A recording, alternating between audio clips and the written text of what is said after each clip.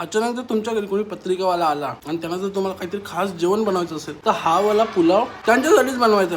10-15 मिनिटांमध्ये बनतो आणि एक नंबर लागतो रे. काय करा मित्रांनो, आज आपण व्हेज पुलाव बनवतो. रेसिपी खूप असं सिंपल असणार. सुरुवातीला व्हेजिटेबल्स मी बॉईल करून घेणार आहे. बॉईल करत ठेवला व्हेजिटेबल्सला मी पाण्यामध्ये मस्त हाय फ्लेमवरती 7-8 मिनिटं आधी तुम्ही बॉईल करून घ्या. जे व्हेजिटेबल मी दाखवले ते मी घेऊ शकता, ठीक आहे ना. तोपर्यंत मित्रांनो तुम्हाला बासमती राईसला पण सोप करत ठेवायचं जेवढं तुम्हाला हवं आहे, ठीक आहे. मित्रांनो, आता टोपशीमध्ये आपल्याला तेल टाकायचं आहे. खडे मसाल्याचा एक छोटावाला पॅकेट येतो 10 रुपयावाला, तो ॲड करायचा याच्यामध्ये. त्यानंतर चॉप केलेला कांदा टाका, ट्रान्सपरंट होऊन द्या, मिक्स करून घ्या प्रॉपर तेलावरती. त्यानंतर ॲड करा जे व्हेजिटेबल आपण बॉईल करून घेतले होते ते याच्यामध्ये टाका, मिक्स करून घ्या, शालो फ्राय करून घ्या.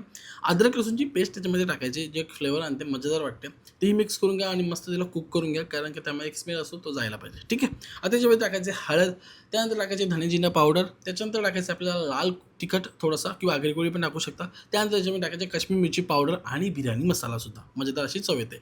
मसाला मिक्स करून घ्या प्रॉपर. त्यानंतर त्याच्यामध्ये चॉप केलेला टोमॅटो टाकायचा, ऑप्शनल आहे तुमच्यावरती.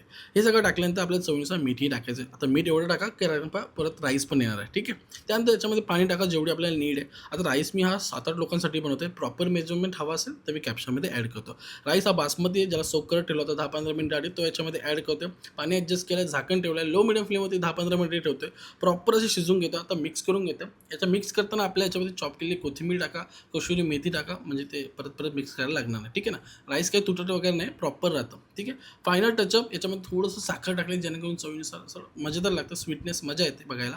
त्यानंतर अशा प्रकारे मिक्स करून घेतोय आणि सर्व करतोय आपल्या ह्या पाहुण्यांसाठी, कारण मजेदार असा पुलाव एकदम इझिली बनतो, हॉटेलसारखी टेस्ट येते आणि मजा येते. म्हणजे तुम्ही ट्राय करा, चालेल तुम्हाला.